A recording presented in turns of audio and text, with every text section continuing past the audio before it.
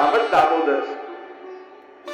અને એટલા માટે મહાપ્રકાશમાં સમજાવ્યું, દમલા તો અમલા. તો કહ્યું કે અમલ ના કહેતા અમલા કેમ કહ્યું? દામોદરદાસજી નું નામ મહાપ્રકાશમાં આવી જાય છે કે દમલા સો અમલા. તો કહ્યું કે કેવલ જે વલ્લભનું નામ લે એ પણ અમલ બની જાય. અમલ એટલે જેનામાં કોઈ મલ ન હોય.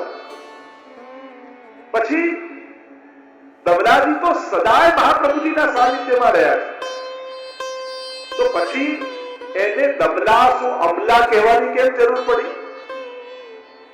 ત્યારે સમજાવ્યું કેવલ અમલ નહીં પણ અમલા. કારણ પ્રભુ જેને વશ થયા એ તો અમલ થાય, પણ અમલા કહે કે કારણ પ્રભુ કરતા પણ જેને શ્રી વલ્લભમાં અધિક પ્રીતિ છે એ જ અમલા છે. જેને પ્રભુમાં પ્રીતિ એ અમલ, પણ પ્રભુ કરતા પણ જો સુરદાસજી અને દમલાજી નો આ ફરક. સૂર કહા કહે એ તો સરખામણી કોઈ ભગવદગીરી થઈ જ ન શકે, પણ એક તુલનાત્મક ભાવના કરીએ તો ત્રણ પ્રકારના જીવો તમને જોવા મળશે.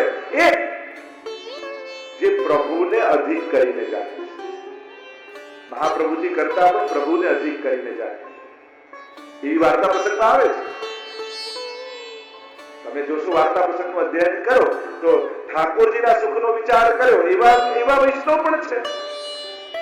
બીજા એક એવા છે જે પ્રભુ અને મહાપ્રભુને એક કરીને જાય. સૂર કહા કહે દ્વિવિધ આંધળો बिना मोद को चेहरो. मैं तो न्यारो देखतो तो न्यारो गातो. સુદાસજીના વાર્તા પ્રસંગમાં આવ્યું કે 1.25 લાખ પદ રચ્યા અને ત્યારે કહ્યું, આપણે જ્યારે પ્રસંગ જોઈશું સુદાસજીનું, કહ્યું કે તમે મહાપ્રભુજીનું પદ ન ગાય. ત્યારે કહ્યું કે ન્યારો દેખતો તો ન્યારો ગાતો. ઠાકોરજી અને મહાપ્રભુજીમાં ભેદ જોયા હોત તો બે નામ જુદા કરીને ગાયા હોત. મેં તો મહાપ્રભુજીના પદ ગાયા છે, નામ કેવળ ઠાકોરજીનું ધર્યું છે. બે બંનેમાં ક્યારે ભેદ જાણ્યો જ નથી. વિવિધ આંધળો જેને બે નથી દેખાતા એવો. તો પહેલા એવા છે જેને પ્રભુને અધિક કરીને જાણ્યા, બીજા એવા છે જે ઠાકોરજી અને મહાપ્રભુજીને એક કરીને જાણે છે, અને દમલાજી એવા છે જે પ્રભુ કરતા પણ મહાપ્રભુને અધિક કરીને જાણે. અને એટલા માટે દમલા ये मार्ग तेरे लिए प्रकट कियो है. એટલે કે કોના માટેનો આ માર્ગ છે? જે પ્રભુ કરતા પણ મહાપ્રભુને વિશેષ ભાવ રાખે એના માટેનો જ આ પુષ્ટિ માર્ગ છે. અને એટલા માટે જ કહ્યું, જ્યારે પ્રશ્ન કર્યો કે જગન્નાથજી કરતા પણ હું અધિક કરીને જાણું છું, એમને એક કરીને જાણું છું એમ નથી કહ્યું દમલાજીએ. દમલાજી એમ કહ્યું છે કે દાન મળ્યો કે દાતા, એની પણ ચર્ચા આગળ કરીશું. પ્રભુ કરતા અધિક કરીને વાંચો એવા દમલા સો અમલા.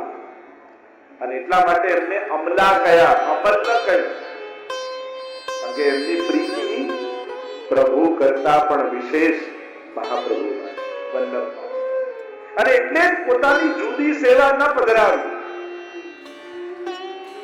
કારણ પ્રભુ કરતા પણ અધિક જ્યારે મહાપ્રભુ મળ્યા હોય અને એમની સેવા ટહેલનો લાભ મળતો હોય, એટલે કે એક સ્વરૂપની સેવા હું ક્યાં કરું?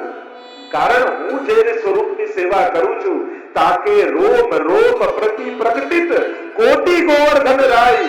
શ્રી વલ્લભના તો રૂવાડે રૂવાડે કરોડો ગોવર્ધનનાથ બિરાજે છે. તો આવા કરોડો ગોવર્ધનનાથને છોડી હું એક ગોવર્ધનનાથ માટે ક્યાં બદલાવ? જ્યારે આવો અમૂલ્ય લાભ મળતો હોય, જ્યારે સ્વયં યમુનાજીના પ્રત્યક્ષ ધારા પ્રવાહમાં બેસીને પાન કરવાનો અવસર મળતો હોય, પછી લોટીજી ઘરે લાવીને પછી પાન કરવાનું ક્યાં આશા? યમુનાજી કલકલ વહેતા હોય અને ત્યાં જે પાન કરવા મળે એના એ જે આનંદ છે, એવો આનંદ લોટીજીમાંથી ચમચી લઈને પીવામાં ક્યાં આનંદ છે? શ્રી વલ્લભના તો રૂવાડે રૂવાડે કરોડો ગોવર્ધન. આવા દમલા સો અમલા, આવા દામોદરદાસ. આવા અમારા શ્રી દમદાજી જેને શ્રી મહાપ્રભુજી સ્નેહથી